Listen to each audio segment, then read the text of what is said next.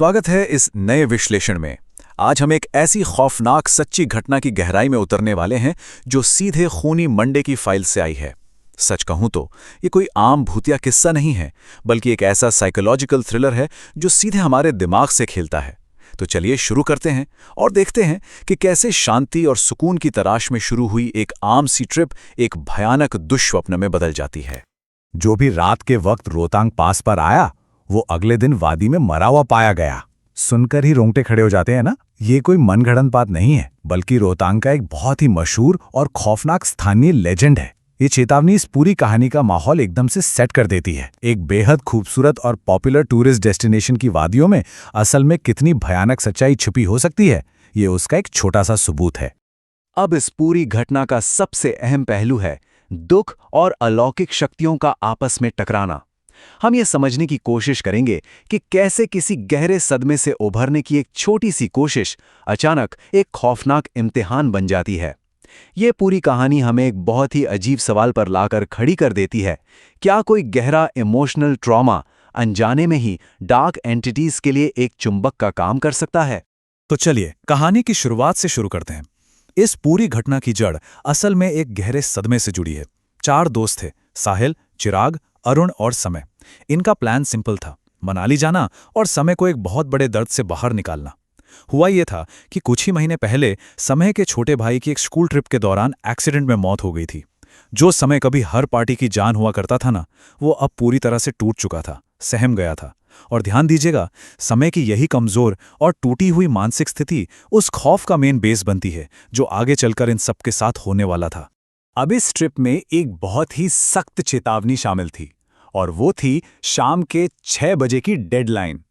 Hotel के receptionist ने इन दोस्तों को एकदम साफ शब्दों में वार्निंग दी थी कि कुछ भी हो जाए, रोहतांग पास से शाम 6 बजे से पहले हर हाल में लौट आना है। क्यों?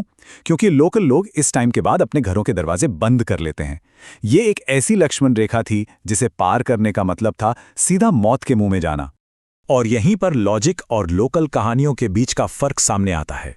प्रशासन का मानना है कि इस घाटी में जो भी मौतें होती हैं वो या तो बहुत ज्यादा ठंड की वजह से होती हैं या फिर दुखद एक्सीडेंट्स की वजह से। लेकिन स्थानीय लोगों का सच एकदम अलग है। उनका मानना है कि एक मायावी साया रात के वक्त दर्रे पर घूमता है और लोगों का शिकार करता है। लेकिन अनफॉर्चुनेटली उन चारों दोस्तों ने इस वार्निंग को बस टूरिस्ट को बेवकूफ बनाने वाली एक कहानी समझा और हंसकर टाल दिया, जो कि उनकी सबसे बड़ी गलती थी। जैसे जैसे शाम ढली, हालात बद से बदतर होने लगे। शाम 5:15 पर वे अंधेरे में रोहतांग पास से निकलते हैं।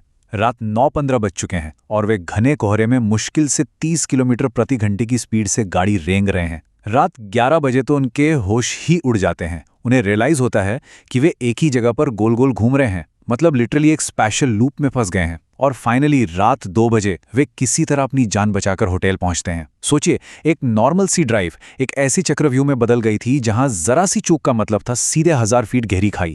इस पूरी घटना का टर्निंग पॉइंट था एक स्पेसिफिक नंबर 28। उस बेहद घने कोहरे के बीच इन दोस्तों को सड़क के किनारे एक ही मील का पत्थर बार बार दिखाई दे रहा था। उस पर लिखा था मनाली 28 किलोमीटर्स। वे आगे बढ़ते और थोड़ी देर बाद फिर से वही पत्थर।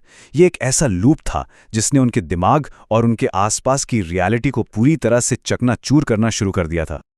और चीजों को और भी ज्यादा खौफनाक बनाने के लिए उस पत्थर पर जो दिख रहा था वो हर किसी के लिए एकदम अलग था। चिराग ने कहा कि उसने उस पत्थर पर सफेद धोती पहने एक आदमी को बैठे हुए देखा। वहीं साहिल ने उसी सेम जगह पर हाथ में खिलौना लिए एक छोटी बच्ची को देखा।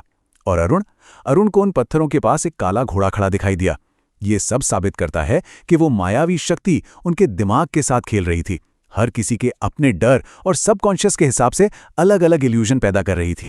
लेकिन इन सब के बीच सबसे अजीब और डरावना रिएक्शन था समय का। डरने या पैनिक करने की बजाय दुख में डूबे हुए समय ने बड़ी ही शांति से कहा, किसी को हमारी जरूरत है और अगर कोई मदद मांगे तो हमें रुकना चाहिए। ये स्टेटमेंट ही इस बात का सबूत था कि वो शक्ति समय के अंदर मौजूद किसी को बचाने की गहरी मनोवैज्ञानिक इच्छा का फायदा उठा रही थी। वो लिटरली उसके दुख को ही उसके खिलाफ एक हथियार की तरह इस्तेमाल कर रही थी।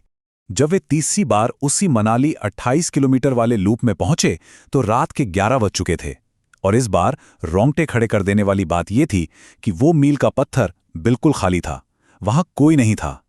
उस भयानक सन्नाटे ने इस बात पर मोहर लगा दी कि वो असल में एक पैरानॉर्मल इल्यूशन में फंस चुके हैं। रिसेप्शनिस्ट ने जो चेतावनी दी थी ना, वो अब 100% सच साबित हो रही थी। अब खौफ अपनी पीक पर तब पहुंचता है जब अरुण खिड़की के बाहर कुछ ऐसा देखता है जो साइंस के हर रूल को तोड़ देता है। एक साया उनकी कार के साथ साथ एकदम स्मूथली चल रहा था। कार 40 किलोमीटर प्रति घंटे की स्पीड से चल रही है, लेकिन वो साया भाग नहीं रहा था, बस आराम से कदम मिला रहा था। फिर वो साया एक 15 साल के लड़के का रूप ले लेता है, जिसके कपड़े पूरी तरह मिट्टी से सने थे और चेहरे पर बहुत गहरी चोटों के निशान थे, बिल्कुल ऐसे जैसे वो किसी भयानक एक्सीडेंट का शिकार हुआ हो। दहशत तब सारी हदें पार कर जाती है जब समय अपने दोस्तों के चीखने चिल्लाने और कार की सेंट्रल लॉकिंग के फेल होने के बावजूद अपनी खिड़की खोल देता है।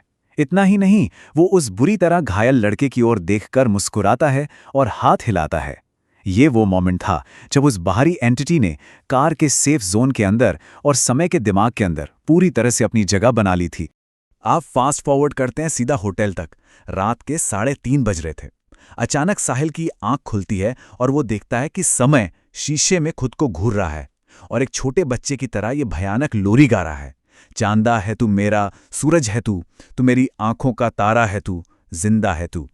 सोचिए, जो लोरी कभी बचपन में सुकून देती थी, वो उस रात का सबसे खौफनाक सच बन चुकी थी। सच कहूं तो समय अब समय रहा ही नहीं था। उसकी आंखें पूरी तरह से लाल हो चुकी थी। उसकी गर्दन के दोनों तरफ ऐसे गहरे निशान उभर आए थे जैसे किसी ने बहुत जोर से उसका गला दबाया हो। वो एक बच्चे की आवाज में गा रहा था और उसके चेहरे पर एक बेहद डरावनी लेकिन मासूम सी स्माइल थी।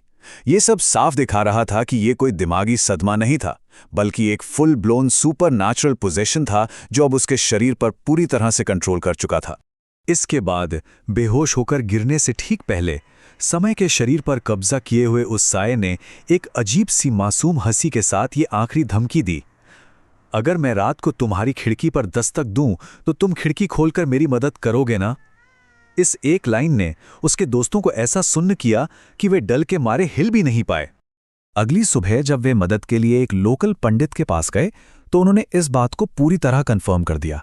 पैरानॉर्मल दुनिया में इसे शोक प्रेरित कब्जा या ग्रीफ इंड्यूस्ड पोजेशन कहा जाता है। ये एक ऐसी घटना है जहां एक बुरी शक्ति किसी ऐसे इंसान का रूप ले लेती है जिसकी हाल ही में मौत हुई हो, जैसे कि समय का छोटा भाई, ताकि वो शोक मना रहे एक बेहद कमजोर दिमाग पर हावी हो सके। रोहतांग की उस शक्ति ने समय के उस गिल्ट और दर्द को ही अपना सबसे बड़ा हथियार बना लिया था। चलिए अब इस पूरी बचाव प्रक्रिया को समझते हैं। पंडित जी ने उस साय को शरीर से बाहर निकालने के लिए एक खास अनुष्ठान किया। सबसे पहले उस ग्रीफ इंड्यूस्ड पोजेशन की पहचान की गई, फिर बुरी नज़र को उतारा गया, उसके बाद आध्यात्मिक शुद्धि के लिए एक लंबी पूजा की गई और आखिर में एक बहुत ही हिंसक शारीरिक प्रतिक्रिया हुई जहां समय के शरीर से उल्टी के जरिए एक गाढ़ा काला लिक्विड बाहर निकला। इस रिचुअल ने सफलतापूर्वक उस साय को बाहर तो निकाल दिया और समय अब फिजिकली नॉर्मल भी है, लेकिन उसके दोस्त आज भी उन खौफनाक सपनों से पूरी तरह उभर नहीं पाए हैं। तो हम इस कहानी को एक बेहद परेशान करने वाले सवाल के साथ खत्म करते हैं। क्या हमारा सबसे गहरा दुख और दर्द अनजाने में ही डार्क फोर्सेस के लिए दरवाजे खोल देता है? ये पूरी घटना साइकोलॉजिकल ट्रॉमा और सुपरनैचुरल दुनिया के बीच के फासले को एकदम मिटा देती है। यह हमें ये सोचने पर मजबूर करती है कि जब इंसान गहरे दुख में होता है तो उसका दिमाग कितना कमजोर हो सकता है और वो कमजोरी रात के अंधेरे में क्या-क्या अट्रैक्ट कर सकती है। इस बारे में जरूर सोचिएगा। ऐसे ही कहानी सुनने के लिए हमारे चैनल को सब्सक्राइब करें।